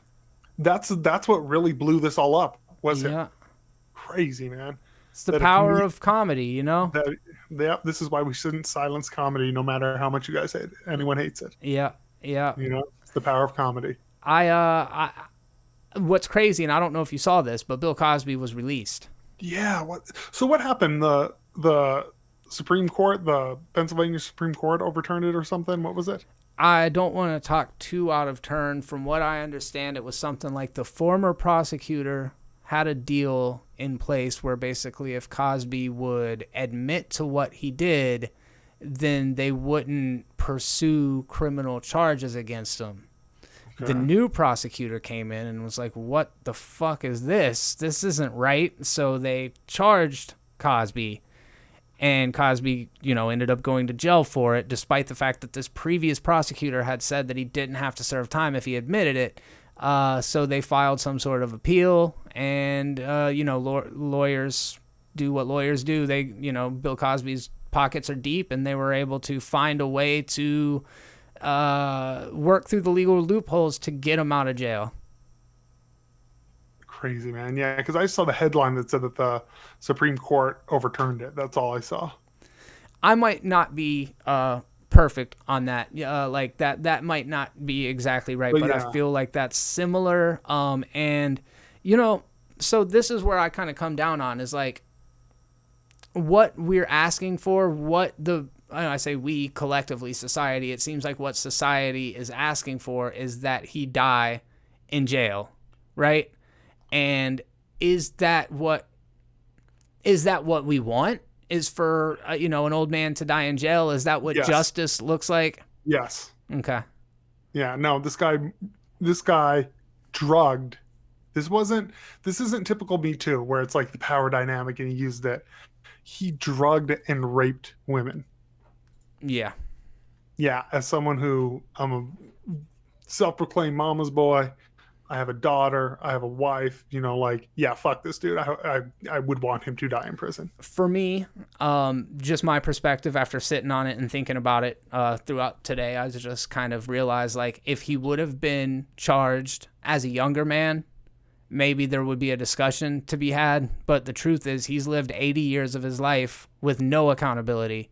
He never had to suffer any sort of consequence for his actions, for all of those lives that he profoundly affected, some that maybe he ruined. I don't know exactly the depth of it, but if he would have got charged when he was 40 and somebody said, yeah, you get a 40-year sentence, I think I would have been, more open to the idea of like maybe after he serves his time and he gets back out into society, because we have to trust this legal system. And if they say you serve this amount of time and you serve that amount of time, then you've served your time. And in the eyes of society, that's what serving time is. But because he is so old and so late in life, yes, he doesn't deserve to continue to have the comforts of somebody who is a multimillionaire, and he is living off borrowed time. I agree with you. I really do think that he deserves to spend the rest of his life in jail, despite the fact that his life is so fucking short at this point. I mean, let's be real. This is like, I hate the term of like privilege this, privilege that, but this is a perfect example of rich and celebrity privilege. It seems like people who are rich and people who are celebrities, they operate in a different world, and albeit and a different justice system than you and me operate in. You know, Yep. it's one of those things. Like, let's be real about it. That's what it is. I think Patrick McCabe said it well when he said there's two different justice systems. There's the one for the poor and there's the one for the rich, and they look completely different, you know? 100%, I agree with that. I don't know if it's a hot take diss track, but I've never found Bill Cosby to be funny or enjoyable. I never grew up watching that stuff. Always found him to be smug and didn't like his voice. So not my favorite. So I know I loved him as a kid. To me, though, like, I don't understand loving him as an adult. Like, his humor is kind of like kid humor. Yeah. Yeah. You know, like, it makes sense when I was a kid growing up, and that was constantly played in my house. My parents loved it. We loved it. It was like a family time show for me. So I have a huge connection to Bill Cosby. That was the one that was like, blew me away. Yeah, that's wild. And I imagine that kind of connection, like so many people feel that way about him. I just missed it for whatever the reason was. But, yeah, just ultimately, it's a reckoning. It's a reckoning. What we see is powerful men that have used which there is a broad and deep philosophical conversation to be had about the nature of capitalism versus, not versus, but the nature of capitalism and how that informs how sex informs a capitalist society and what drives and motivates people to succeed in the first place. And then once you get to that place, do you continue to pursue the thing that led you down that path in the first place? Because I think 9 out of 10 things that anybody does at any given time is basically to get pussy, right? Is that it? I mean, that's why I wanted to get into music and shit when I was a kid. No, dude, not at all. I think money's even a bigger motivator than that. But what do you need money for? To buy all the shit you want. No, I know. Am I the only one? Is that just me? I swear to God, most decisions that I have ever made. I was a total, like, I was a whore before my wife turned me into a housewife. You know, like, I will fully own that. Yeah. I feel like, but that wasn't my motivation. That came along with the things I was doing, you know, but like, I was always super capitalistic, money driven, always have been, still am. I feel like, maybe I'm talking out of turn. I feel like it's peacocking. I feel like the fancy cars, the colorful plumage on the peacock feathers. No, man, for me, it's like, I don't care about the cars, but I want a big house so I can live comfortably. That's my motivation for me, is anything. Let's see if I'm right here. I do things to get past money and not laying in my depression. Fair. Truth challenge, Jeremy. How much did you pull down with that Drive music video you made? Oh man. I was with my wife already. But I did all right, back in the day. But again, if you're just complete, like if it's just a fuckboy, and that's why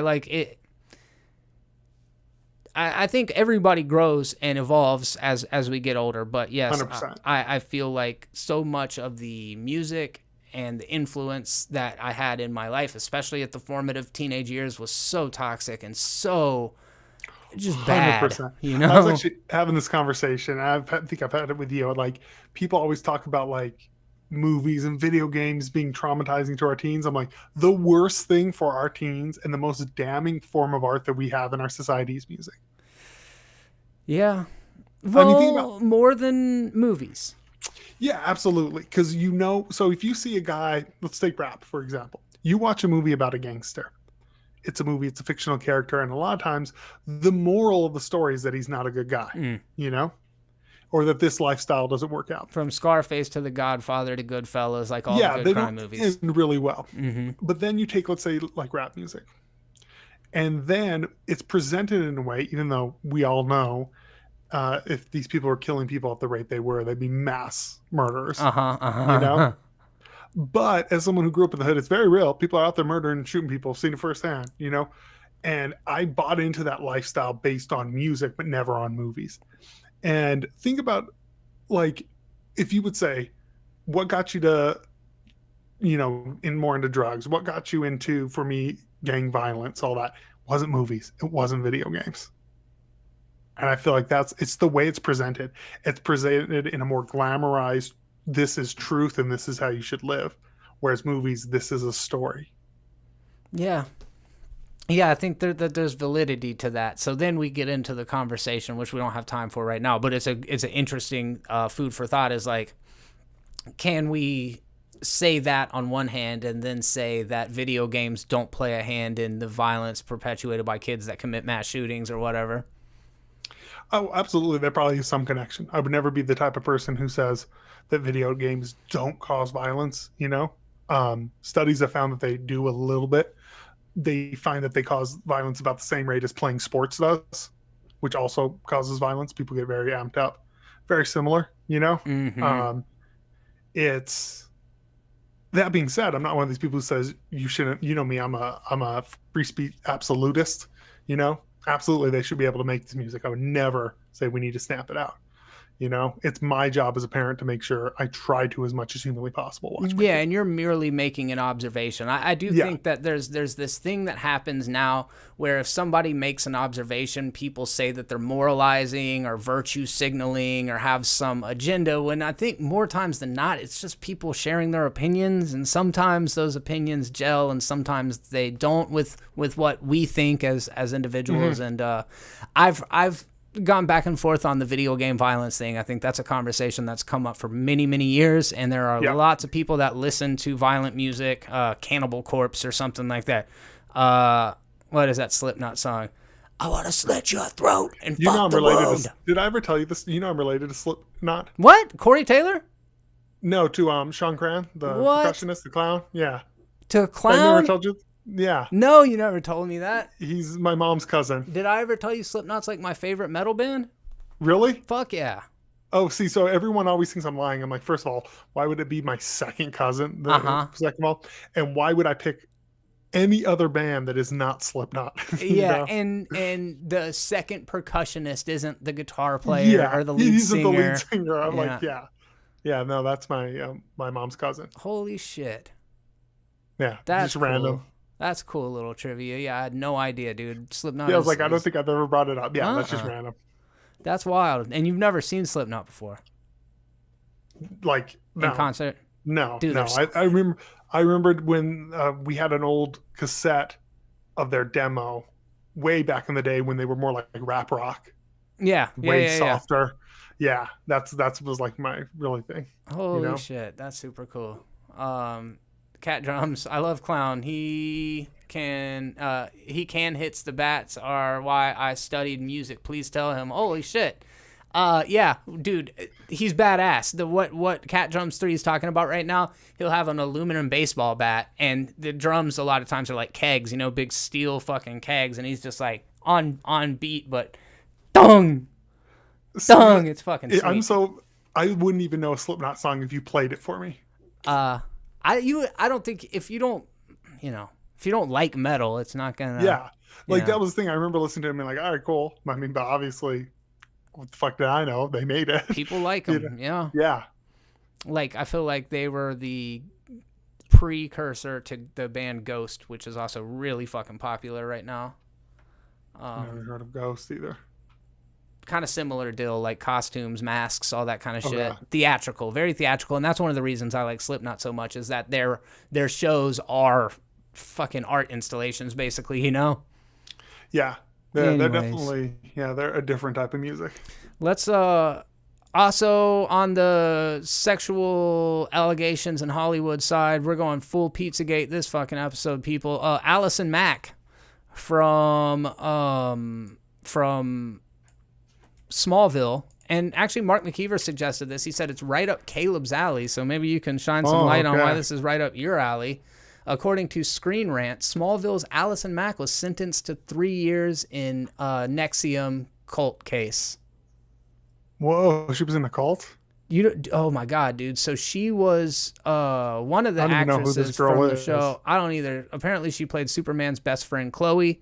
And she joined this, they were like a self-help group like a spiritual guru kind of thing, very charismatic leader, as most cults are, and he brought him in there with basically like, this community will help you succeed in business. These are all really movers and shakers, and being a part of this organization is going to help you with your personal and professional growth.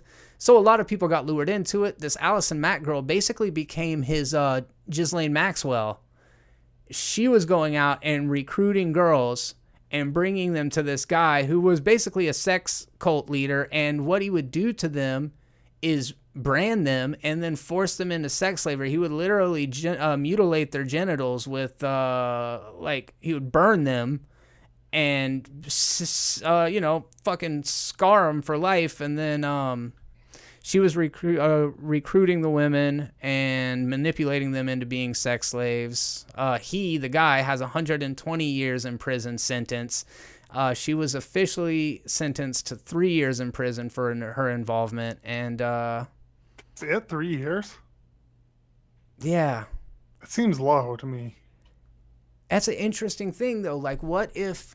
Okay, I can see both sides of it. Now, Charlie Manson did not kill anybody, but he supposedly was the mastermind behind it. So Tex and the two girls, I can't remember their names right now, they killed the Tates, or Sharon Tate and the other people, La Biancas, and they went to prison for it, even though Charlie Manson might have had a hand in that. So even though this sex cult leader had her basically brainwashed, you still think she should be held accountable for the things that happened?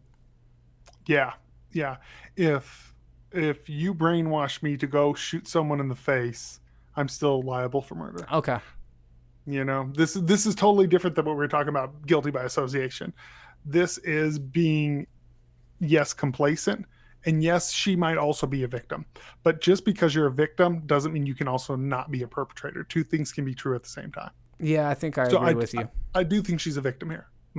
There's a part of me that my heart goes out to her. But if she's getting other women, recruiting other women, the part of me that feels bad for her is definitely outweighed by the part of me that's like, yeah, at the end of the day, you victimized a shit ton of people. Yes, you were a victim, and in turn, you victimized 5, 10, 20, whatever the number is. But yeah, I tend to kind of come down on both sides of it as well.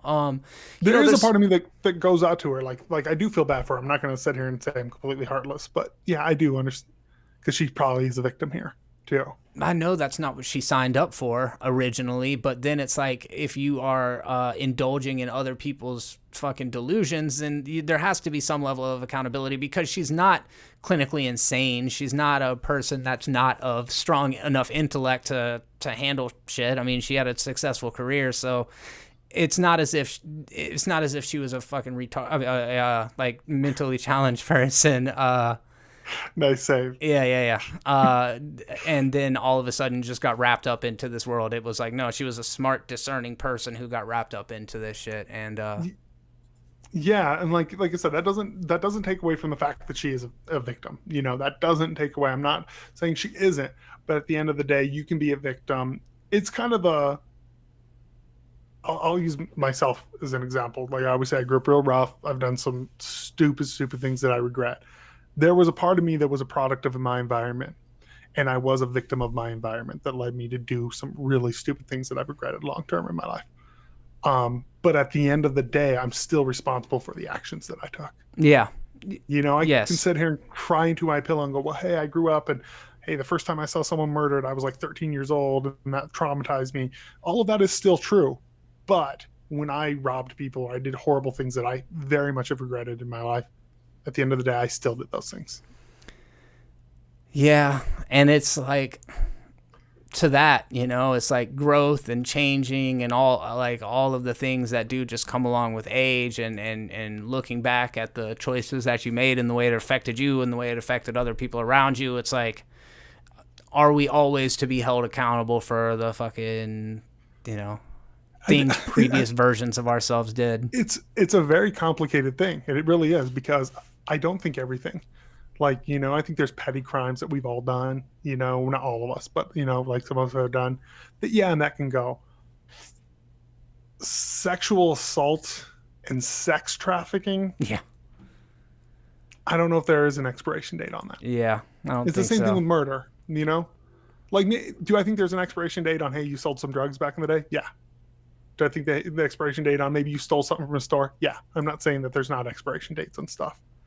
But sexual assault and sex trafficking, I don't know if there's an expiration date on that. No, it's definitely hard for any one person to say what that is. And super deep philosophical shit that we'd have to just talk about another time. But even just the concept of justice, like there's nothing that you can do to one person that's going to change what happened to the person that was victimized. You know, I mean, it's Very like true. maybe there's some sort of consolation and like, yeah, well, the person murdered my sister and now he's in jail. Well, that doesn't bring your sister back. No, you're 100% correct. Like the whole thing of like, you know, if you murdered someone as a revenge, eye for an eye, it doesn't bring that person back. Do I still think it's justifiable? Probably. Yeah. You know? Yeah, because what else is there? I mean, if there What is else no is there? justice, you at least got to Yeah. get some sort of ramification or accountability. That's the word. King of the Hills 34, $4.99 super chat. Thank you very much. My U.S. dollars is greater than Brad's weak-ass Canadian dollars. Distract. True accountability is very much a poor man's game, unfortunately. That's very, very true. Very, very true. Many people can escape from consequence, and it is only people that can afford to pay for their own attorney. Yeah, no, that is painfully true. Yeah, and even like privatized prisons. It's all capitalism, man. It's all capitalism, which I understand there are definitely positive parts of capitalism, but then there's also like eventually the corrupt people are going to find their way into power and fuck it all up for everybody else. It's like that article I was sending you about is the known defender of capitalism on here. But I was talking to you about the housing market and BlackRock and people buying up all these things and like, yeah, I support capitalism, but creating a permanent renting class in America Yeah. might be a bridge too far. That was really interesting. I hadn't really been exposed to that whole discussion before, but it was like eye-opening. It was just things I'd never really considered that I was like, damn, that would be intense. Yeah. Jonathan V, what is the most terrible movie? Just because it's the most terrible one I've watched, Samurai Musashi for Crazy Samurai 400 versus 1 might be my worst movie ever. Wow. It's bad. It's really bad. Most terrible movie ever. I can't even tell you. Okay, let's see. I love watching bad movies, so I've seen a whole bunch of them. But like, obviously, you've got your Neil Breen movies. You know, you've got your Twisted Pair, Fateful Findings. He's got other ones. You got Tommy Wiseau's The Room. You got Troll 2. These are like notoriously bad ones. Plan 9 from Outer Space, all of that kind of stuff. But those aren't the worst movies out there. There are definitely worse movies out there. You just got to dig through Tubi. I watched Corona Zombies, and it was like an Italian zombie movie and some like early 2000s zombie movie, and they just spliced them together to make a movie, but it's very clearly... So, like, there's some really bad ones out there. Yeah. Yeah, mine and mine is like, you know, the being so close to it. Mine has to be that samurai movie because, dude, it's bad. Like, it's unreal how bad this movie is. Hobgoblins is what the Cat Drums 3 says. That's a good contender. One is this? Hobgoblins. It's like Gremlins or Ghoulies. Actually, Ghoulies 2 is pretty bad. I like Ghoulies 3 a lot because they turned it into almost like a stoner college comedy with the Ghoulies. Never seen Hobgoblins. There's an MS3 2K. Yeah, You know what I'm trying to Mystery say. Science. Mystery Science Theater 3000, yeah. Of that one. It reminds me of, what was it, Munchies or whatever? Munchies, yeah, dude. I was trying to think of that. I was thinking Mac and Me, Ghoulies, Gremlins, and Munchies. That's the one. There was Munchies, and then there Munchies was too. Munch E. Do you remember Munch E, which was not the same thing? No, I only remember the one where on the cover it was like a guy's leg, and then there was like a Munchie dressed all punk rock on it. Yeah, and then there's Munchie, which is this one of this little guy in like a leather jacket riding a pizza, like a character. Really? They're not connected at all, but Oh, they came out. he was a more anthropomorphic. Did he almost have like a mustache? Yeah, he was more anthropomorphic, more looked like a Muppet. Yes, I do And then remember there that. was what the hell was the other one? A gnome named Norm. I don't remember that Gnome one. named Norm. When she. Gnome named Norm had what's his name in it? I cannot think of his name. Yeah, I do remember. I loved it. Anthony Michael Hall is in a gnome named Norm. I thought Munchie was the first Munchies. No, they're not connected at all, as far as I know. I could be completely wrong. Huh. Munchie movie. Because there's Munchie, Munchie 2, and then there's Munchies. And Munchies is not. Okay, yeah, because there's Munchie Strikes Back, and then Munchies is the. Oh, yeah, he's looking up the chick's skirt. Yeah. And he's got a beer and a cigarette hanging out of his mouth. Different time, you guys. Different time. We're sitting here talking about bad behavior, and it's like so fucking glorified in the 1980s. Oh, no, 100%. Every movie you watch in the 1980s, it's like, oh, cool, sexual assault. Oh, sweet, sexual assault. That's hilarious. It's even like I was watching the original Blade Runner, and there's that scene where he like slaps her and starts kissing her Yeah, and all that. And it's like super uncomfortable today. You're like, I don't know. That looks like assault. yeah, yeah. She's a robot, though, so like. Mac and Me. Christopher Branch said Mac and Me. I forgot Mac I and Me. remember I that do one. remember Mac and Me. That's all of this stuff was around that time. Troll 2. Yes. There was the other one, Gargoyles or whatever. I don't think I saw that one. Gargoyles. It's from the 1972. 80s? Oh, from the 72. I can picture the makeup on the guys, but I never saw it. It was a made-for-TV movie. Yeah, I loved it as a kid. I'm sure it's awful.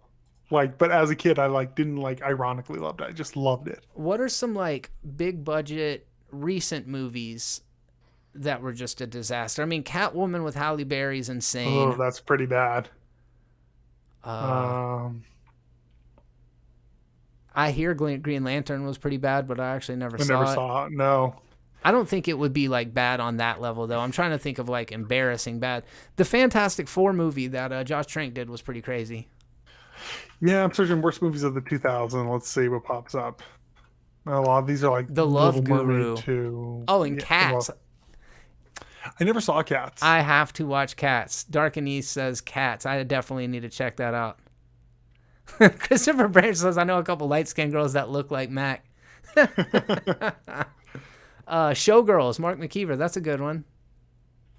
R.I.P.D. says Phil and Gruel. I actually have not seen that one, but I hear it's really bad.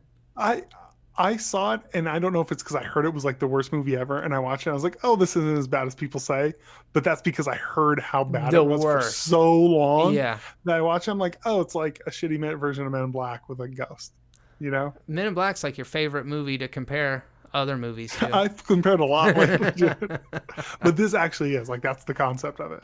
What were we talking about? Oh, yeah, Loki. Yeah. Yeah, you're not wrong. That's what the vibe looked like.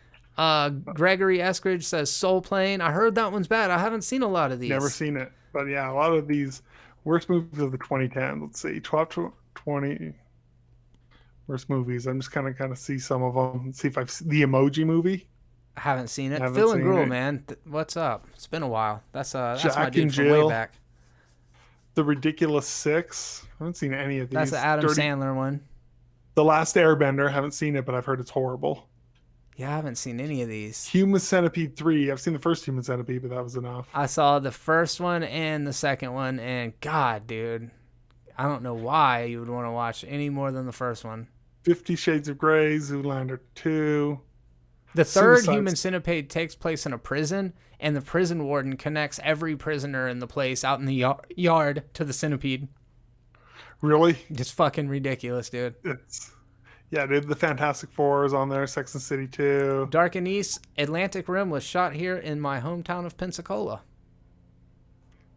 Even these movies that I'm looking at the worst list, I'm like, yeah, they're bad, but they're not that bad. They're not as, like you said, the worst has to be pretty bad. Abraham Lincoln Vampire Hunter is on the list. Have you seen that?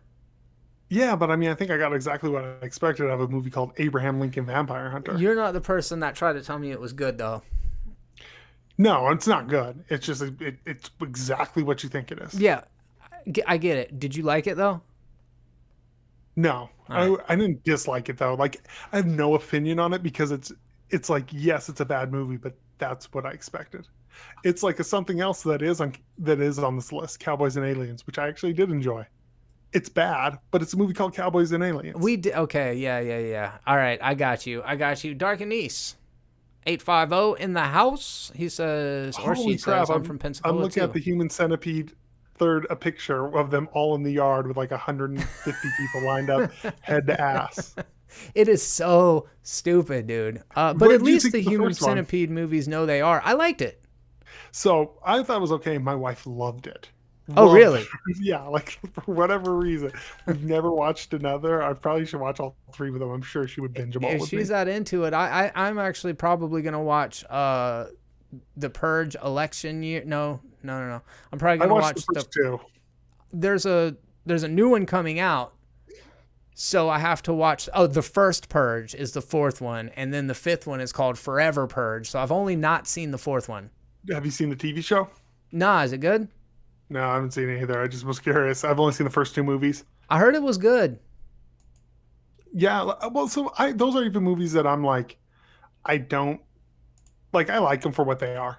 You know, the first two at least. I never saw more than that. I think they have potential to be great.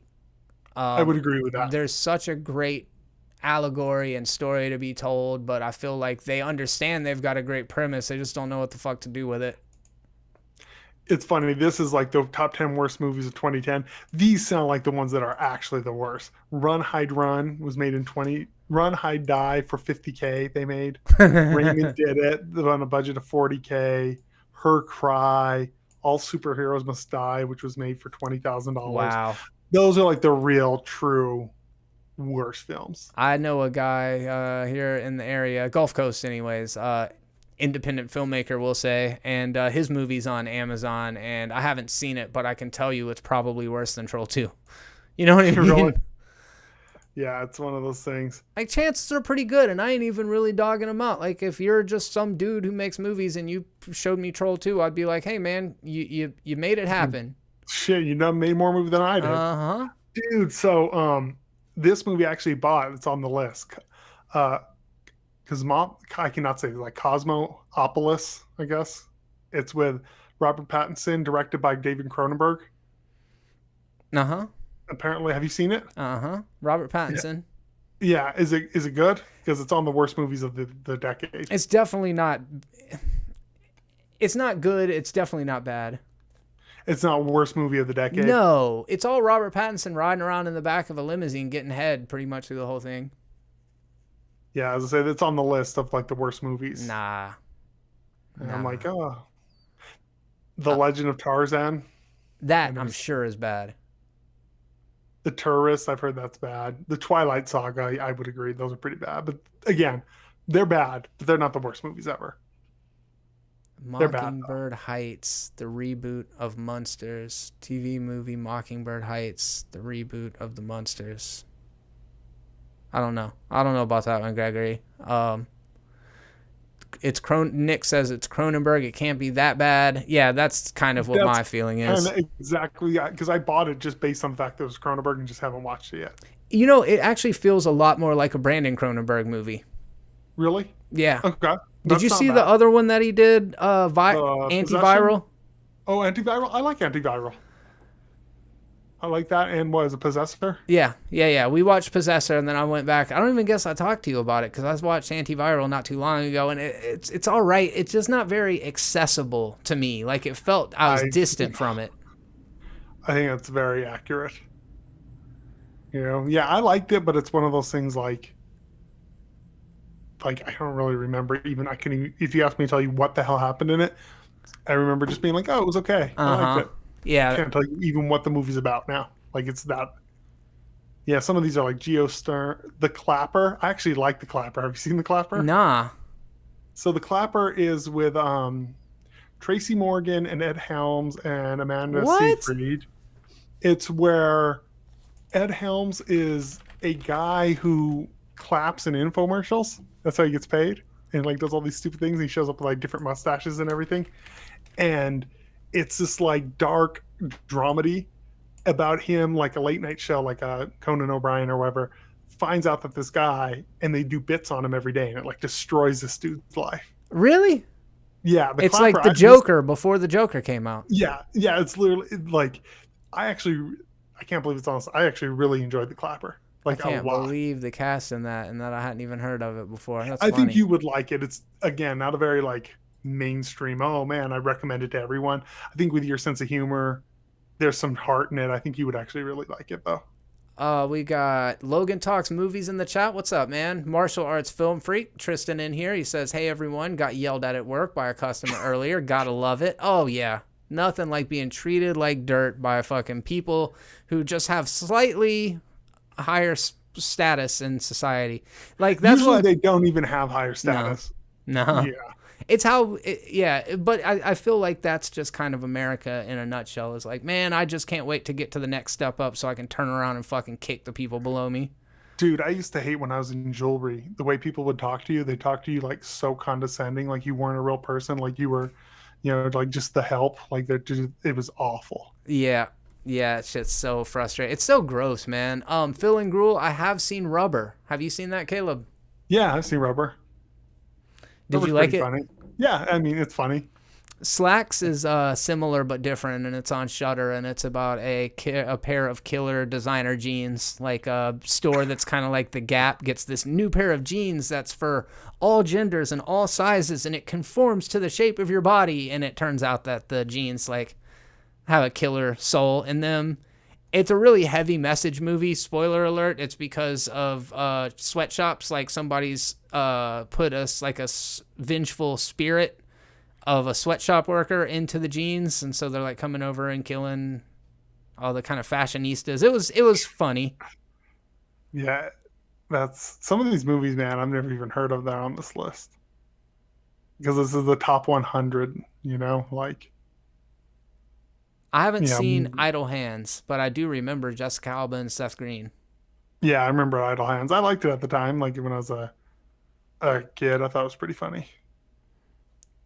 I saw somebody talking about it. It was Dead Meat did a kill count on it a couple months back. I'm sure it's pretty high.